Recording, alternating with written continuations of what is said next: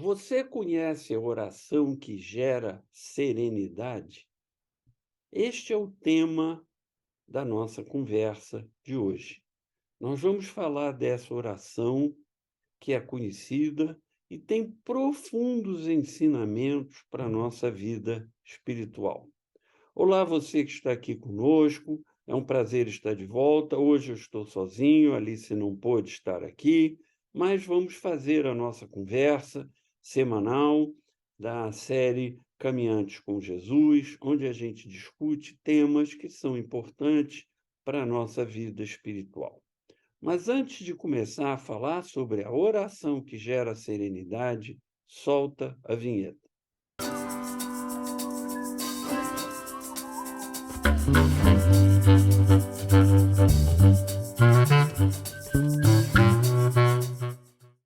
O nosso tema hoje, como eu já comentei, é a oração que gera serenidade. Vamos a ela. Que Deus me dê serenidade para aceitar as coisas que não posso mudar, coragem para mudar as que posso e sabedoria para distinguir entre elas.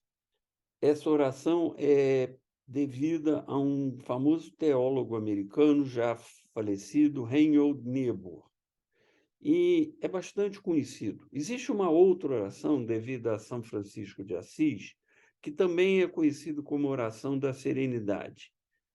Tem um cunho um pouco diferente, também é muito interessante, mas eu só estou citando aqui para que você não faça confusão entre as duas. Você vai encontrar nas redes sociais as duas orações referidas como oração da serenidade, oração que gera serenidade. E o que é serenidade?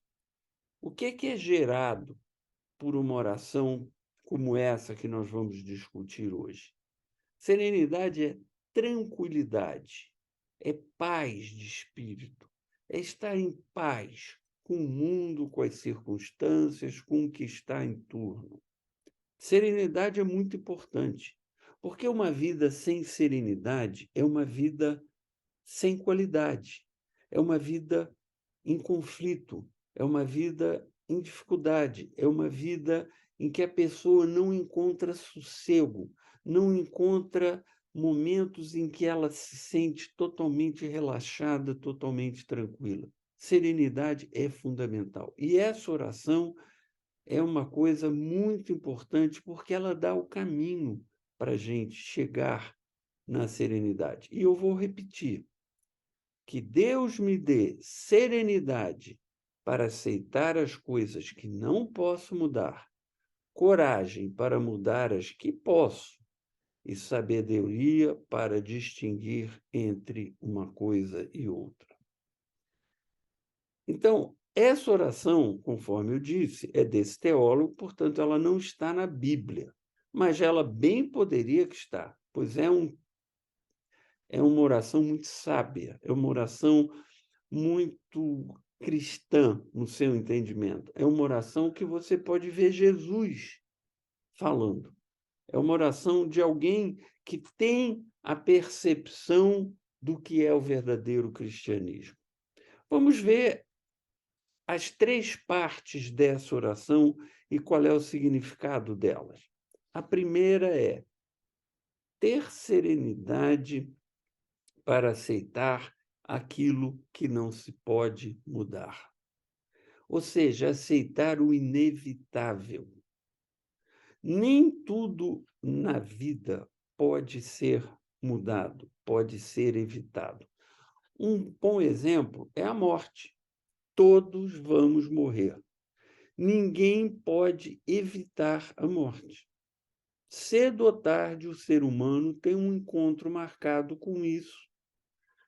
Pode ser que ele viva mais, vá até a velhice, pode ser que seja mais jovem, mas a morte chega, porque a vida humana é finita.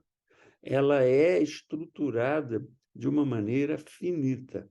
E como a vida humana é finita, ela tem o seu final, ela tem o seu fim, ela tem o momento em que ela acaba. Sabemos que a nossa alma e o nosso espírito vão para junto de Deus e depois nós vamos ressuscitar no final dos tempos, receber um novo corpo e aí viveremos junto a Deus para sempre. Pelo menos os salvos viverão junto a Deus para sempre. Então, a morte física não é o fim no sentido de que o ser humano acaba completamente. Não. O seu espírito, a sua alma permanecem, e a Bíblia é muito claro sobre isso. Mas o tema de hoje não é esta discussão. A discussão é aceitar a morte física. Ela é inevitável, ela vai chegar. É duro dizer isso. Parece que a gente está tirando a esperança da pessoa. Não, a gente não está tirando a esperança, a gente está dando serenidade, porque quem aprende a aceitar isto tem uma vida com mais paz. Uma outra coisa é a velhice. Tem pessoas que lutam desesperadamente contra a velhice. E essa é uma luta perdida, porque a velhice vai chegar. É uma questão de tempo. O tempo é inexorável. O tempo deteriora as coisas, a beleza diminui, a disposição física não é a mesma, a capacidade de realizar determinadas coisas se perde, e assim por diante. A passagem do tempo, a chegada da velhice, muda a vida do ser humano. E isso é uma coisa inevitável. Tem aquele ditado que é engraçado, mas é bem verdadeiro. Só não fica velho quem morre cedo. Então, todos vamos ficar velhos. Todos vamos morrer, todos vamos ficar velhos. São coisas inevitáveis. Então, uma coisa é eu procurar me manter bem, não desmoronar à medida que for ficando velho. Tem pessoas que se largam, ficam um verdadeiro escombro. Não, manter uma certa vaidade, uma certa cuidado consigo mesmo, uma apresentação, ter uma figura agradável. Isso é bom, nada de errado com isso. Não tem nada de errado com que as pessoas façam plástica, se sentirem necessidade disso. O problema é quando isso vira uma obsessão. Lutar contra a velhice vira uma obsessão. Isso é muito comum, mais comum em mulheres do que em homens. A pessoa só pensa nisso. A pessoa passa o tempo inteiro vivendo em função disso.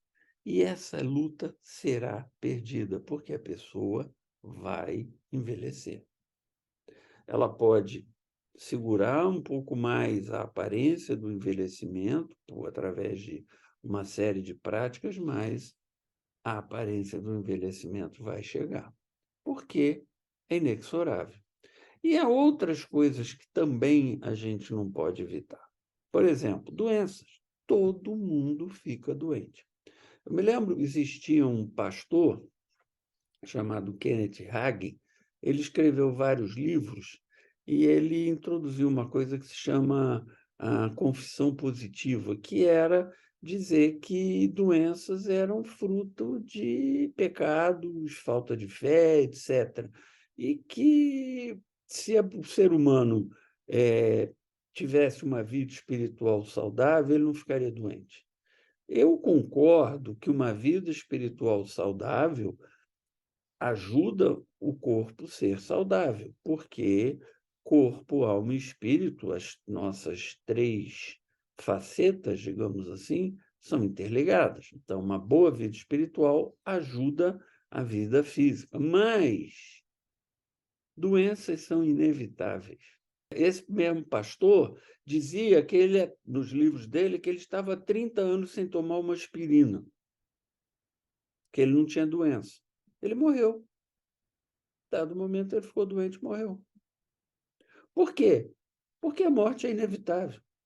E a doença é parte desse processo. À medida que a gente fica mais velho, a gente fica mais sujeito a doenças. Eu hoje sinto coisas que eu não sentia 30 anos atrás. e a gente fica mais propenso a ter fragilidades físicas, doenças são inevitáveis. Então, quando a gente vê, às vezes, pessoas velhas, doentes, a gente fica triste porque gosta delas, etc. Mas a gente tem que olhar para aquilo e pensar um pouco. É parte da vida esse processo. Assim como crises são inevitáveis. A sociedade humana tem crises de diferentes naturezas, guerras, crises sociais, crises econômicas. Se a gente olhar para a história é uma sucessão de crises. Se a gente olhar para o Brasil, a gente olhar para os últimos, sei lá, 50, 60 anos, você vai ver quantas crises nós tivemos. Nós tivemos presidentes depostos, nós tivemos presidentes que sofreram impeachment, nós tivemos crises financeiras, nós tivemos desastres naturais. Outros países até mais que o Brasil. O Brasil até é um país razoavelmente afortunado. Tem crises, mas não são tantas nem tão frequentes. Outros países têm isso com muito mais frequência. Crises são inevitáveis, são naturais na vida da sociedade humana. E a crise a gente não pode evitar.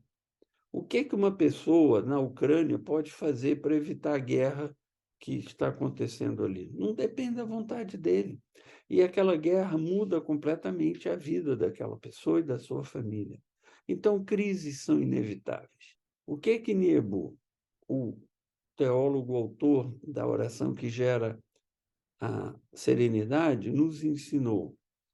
Aprenda a encarar com tranquilidade aquilo que é inevitável. Então, não brigue contra a ideia da morte. Não brigue contra a ideia do envelhecimento. Tome conta do seu corpo, procure envelhecer bem, mas não brigue contra a ideia. Não brigue contra a ideia de que mais cedo ou mais tarde você vai ter doenças. Faz parte da vida. Não brigue contra a ideia que existirão crises e que você vai precisar superar essas crises. Então, quando a crise chega, você tem que olhar isso com tranquilidade e entender que isso é parte da existência humana. Não é que Deus te abandonou, Deus te largou de lado, Jesus não está olhando mais para você, Jesus não gosta de você. Não, é parte da vida. É assim que as coisas são. Jesus nos ensinou isso quando ele disse: no mundo tereis aflições. Mas ele concluiu: mas tenham bom ânimo porque eu venci o mundo. Ou seja, eu fui capaz de enfrentar e vencer todas essas aflições. E você, ele está dizendo, também é. Tenha um bom ânimo, porque se eu venci, você também pode. O mesmo poder que havia em mim, que era a ação do Espírito Santo na vida deles, age na sua vida. E você também pode enfrentar todas essas circunstâncias da vida sem perder a serenidade, sem perder a paz de espírito. Aceite o inevitável. Aceite aquilo que não está ao seu alcance mudar. Às vezes, você pode pedir a Deus uma bênção, um milagre. Não está ao seu alcance, mas Deus faz o milagre e tira aquele problema da sua frente, como aconteceu com Lázaro, que Jesus chegou lá, ele já estava morto, as irmãs pediram, Maria e Marta pediram para Jesus, Jesus foi lá e ressuscitou Lázaro. Jesus tirou aquele problema da frente deles. Então, pedir a Deus para mudar aquilo que parece inevitável, perfeito, não tem problema nenhum. Mas a gente precisa aprender a aceitar aquilo que faz parte da vida, aquilo que é parte da natureza e da existência humana. Então, é isso que a oração ensina. Ensina que a gente peça a Deus serenidade para aprender a aceitar aquilo que não é possível mudar. Conforme eu já disse, não se revolte quando o inevitável chegar. quando ele bater a sua porta, porque isso é parte da existência humana. E como Jesus disse, enfrentem isso com bom ânimo. Aceitem, enfrentem e vençam a dificuldade, sem se revoltar contra Deus, sem achar que Deus está te esquecendo, não gosta de você, etc. Então, esse é o primeiro ensinamento. Tenha serenidade para aceitar aquilo que é inevitável. E há coisas que são inevitáveis na vida humana. Segundo ensinamento, tenha coragem para mudar aquilo que pode ser mudado. E eu começo lembrando que há muitas coisas que parecem inevitáveis, mas podem ser, na verdade, mudadas. Elas não são inevitáveis. Por exemplo, quem vive no Brasil tende a achar que a injustiça social, que a pobreza, a miséria, os maus tratos com as pessoas menos favorecidas, é uma coisa que não tem como mudar. Mas não é verdade. Outros países já mudaram isso. Outros países têm muito menos injustiça social do que nós temos. Não são sociedades perfeitas, mas são sociedades mais justas, sociedades que lidam e tratam melhor os seus cidadãos. Então, é possível, sim, melhorar o Brasil. Acabar com a injustiça social é difícil, mas eu repito, não é inevitável. E as pessoas tendem a achar isso por causa da acomodação, porque vem a dificuldade de fazer com que as coisas sejam diferentes. Mas eu vou te dar uma ideia clara de como isso pode ser mudado.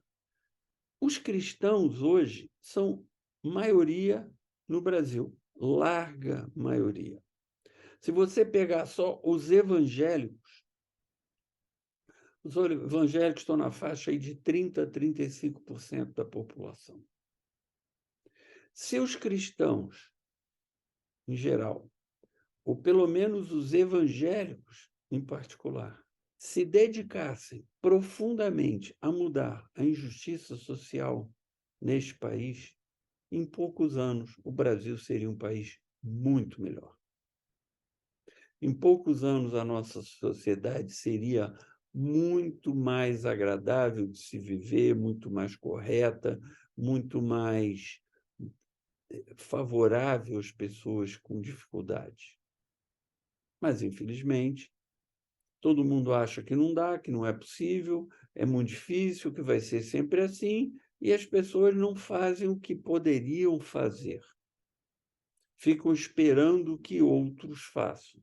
E um deixa para o outro deixa para um, e aí não acaba acontecendo.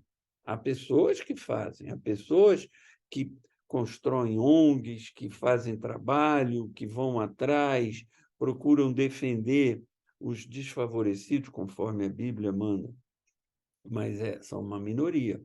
E é por isso que não se muda. Porque as pessoas olham para a injustiça social achando que é inevitável e acabam não tendo coragem para mudar aquilo que precisa ser mudado. Há muitas coisas que entram nessa categoria. Parecem ser inevitáveis, mas não são. Por exemplo, canso de receber aqui nas redes sociais e no site que eu tinha também, mensagens das pessoas dizendo que as suas relações fracassaram e que não tem conserto. Frequentemente isso não é verdade. Não é uma situação inevitável. Se o marido e a mulher, por exemplo, fizessem um propósito firme de mudar, cada um dá a sua contribuição em mudar, eles poderiam construir uma relação muito melhor. Mas eles acham que é inevitável, então não sai daquela situação. Vícios é outro tipo de coisa que parece inevitável. Eu me lembro que anos atrás, Alice e eu conhecemos aqui uma pessoa que era morador de rua, morava perto aqui da gente, e ele era alcoólatra. E nós fizemos amizade com ele, etc. Em dado momento, sugerimos para ele levá-lo para um lugar que lida com alcoolismo, para ver se ele conseguia abandonar o vício. Para entrar naquele lugar precisavam de um enxoval, precisava de uma série de coisas, nós fizemos tudo e levamos ele até lá. Era um local fora de São Paulo. Levamos ele até lá e deixamos ele lá. Ele tinha toda a chance de abandonar o vício. Não era inevitável. Outras pessoas já tinham feito isso. Ele fugiu. Quando nós fomos ver, dias depois ele apareceu aqui perto de casa de novo. Deixou os documentos para trás, tivemos que mandar buscar para entregar, para não deixar ele indocumentado. E um dia ele desapareceu daqui, não sabemos onde ele está. Para ele, o vício dele era inevitável, mas na verdade não era. E se ele tivesse a coragem suficiente, ele poderia ter limitado aquele vício. Como coisas como consumo excessivo, como pessoas que são viciadas em internet, como pessoas que o seu time de futebol é a coisa mais importante para elas, sofrem desesperadamente. Isso não é inevitável. Isso são comportamentos construídos, eles podem ser mudados. Como não tenho tempo para estudar a Bíblia. É inevitável, trabalho, eu tenho família. Não é verdade. Se você olhar as suas prioridades, você vai ver que você tem tempo para abrir mão de alguma coisa que você faz e tem prazer, por isso você faz, para poder estudar um pouquinho da Bíblia, pelo menos meia hora por dia. Então, a coragem para entender aquilo que não é inevitável, mas parece ser inevitável, é muito importante. O primeiro país grande que aboliu a escravidão no mundo foi a Inglaterra. E o homem que dirigiu esse processo era um cristão, um homem muito religioso, chamado Wilberforce. Ele lutou anos a fio para acabar com a escravidão. A escravidão parecia inevitável. Todos os países tinham escravos. A economia girava em cima da mão de obra escrava. Isso é uma realidade aqui do Brasil. Várias vezes parecia que ele ia conseguir que o parlamento britânico passasse a lei tornando a escravidão ilegal. Na última hora, alguma coisa acontecia e não, a lei não passava. Ele lutou a vida dele inteira, ele só conseguiu no finalzinho da vida dele. Mas a lei passou e a escravidão acabou. E aquilo que parecia inevitável foi evitado. A coragem daquele homem evitou aquela chaga social. E a Inglaterra, o Reino Unido, passou a dar um exemplo para o mundo e, inclusive, a cobrar de outros países que acabassem com a escravidão também. Então, coisas que parecem inevitáveis, há muitas dessas coisas que podem ser mudadas. Agora, você tem que mudar a sua forma de viver, você tem que ter coragem, você tem que fazer as coisas, você tem que, às vezes, pagar o preço de ser inconveniente, de ser chato, de criticar, de levantar a sua voz. E você precisa da ação do Espírito Santo na sua vida. Só o Espírito Santo vai te dar coragem. A Bíblia fala que, em dado momento, Pedro e João foram presos. Jesus já tinha morrido, ressuscitado e voltado para junto de Deus. E eles estavam começando a igreja cristã. Eles foram presos pelos líderes judeus, os líderes religiosos, os mesmos que tinham mandado matar Jesus. E disseram para eles: vocês têm que parar de pregar essa mensagem, porque esse homem foi crucificado e a mensagem dele não pode ser pregada. E eles disseram: é mais importante obedecer a Deus do que obedecer aos homens. O Espírito Santo deu força àqueles homens para perceber que eles podiam pregar o Evangelho. Não era inevitável eles ficarem calados, eles podiam enfrentar aquilo. E eles podiam pregar e talvez pagassem com a vida, como Pedro fez. João acabou exilado, não pagou com a vida, mas teve muitos problemas. E nós estamos vendo isso acontecer no Irã hoje. As pessoas morrendo em protestos que não acabam, porque elas querem liberdade, elas querem uma outra forma de viver, os direitos das mulheres precisam ser respeitados. Aquele regime que lá está não é inevitável. E assim são muitas as coisas que existem na vida humana. Então, reconhecer as próprias fraquezas, ver o que você pode mudar em você mesmo, aceitar privar-se de determinadas coisas, aceitar correr determinados riscos para conseguir que certas coisas são mudadas, requer coragem, requer comprometimento, requer compromisso. E essa é a segunda parte da oração que nós estamos estudando. E a terceira parte é a sabedoria, para saber distinguir a diferença, para saber distinguir o que é inevitável e que eu preciso aprender a aceitar. Como eu já citei, a morte, quando a vida tem o seu curso natural, ou o envelhecimento, quando a pessoa vive uma quantidade de anos maior. Isso é inevitável. Não há punição de Deus, não há nenhum esquecimento de Deus da gente quando a morte cruza à frente de uma pessoa idosa. É parte da vida. Quando a velhice se faz presente, se faz notar, é parte da vida. Entender isto requer sabedoria. E saber distinguir isto das coisas que parecem inevitáveis, mas não são inevitáveis, como a injustiça social, como os vícios, como as más práticas, como os hábitos que estão arraigados, eles parecem inevitáveis, mas não são. Então, é uma enorme sabedoria diferenciar uma situação da outra. Saber quando uma coisa é inevitável e saber quando uma coisa pode ser evitada, está ao nosso alcance. E essa capacidade de entender o que é uma coisa e o que é outra, quando estamos diante de algo que a gente precisa aprender a aceitar, ou estamos diante de algo que nós podemos lutar para mudar, se a gente tiver coragem. Saber distinguir uma situação da outra é fundamental.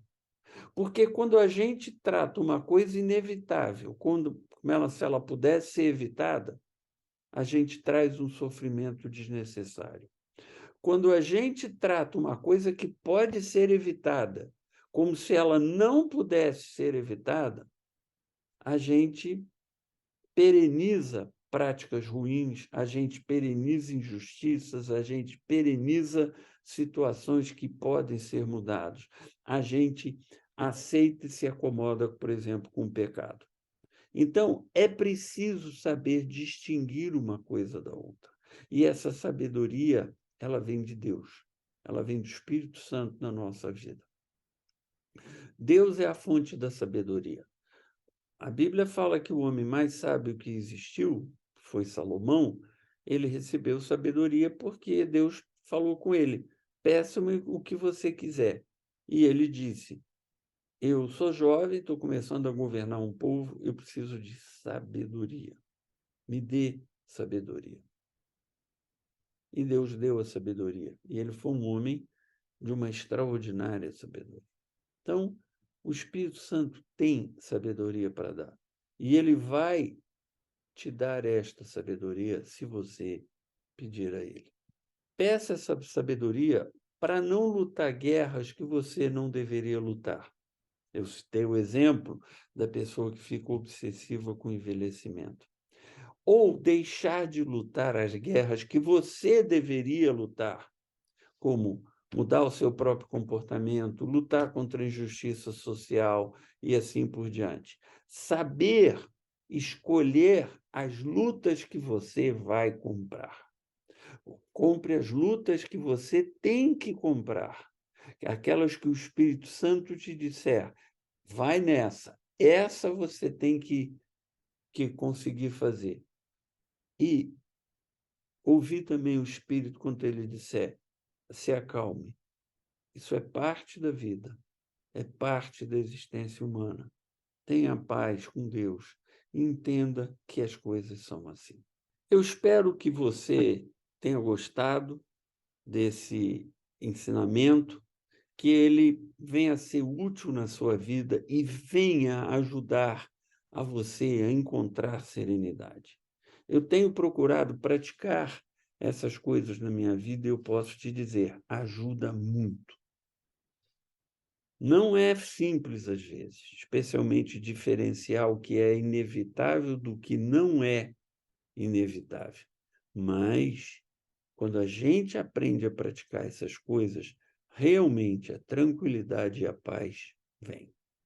Nos siga nas nossas redes sociais, dê o seu like, nos recomende para outras pessoas, porque tudo que nós queremos aqui é divulgar a mensagem, o Evangelho de Jesus Cristo e trazer mais pessoas para estarem junto dele. Por hoje é só. Que Deus abençoe a sua vida, que Ele ilumine os seus caminhos e que Ele te dê a paz. Tchau, tchau.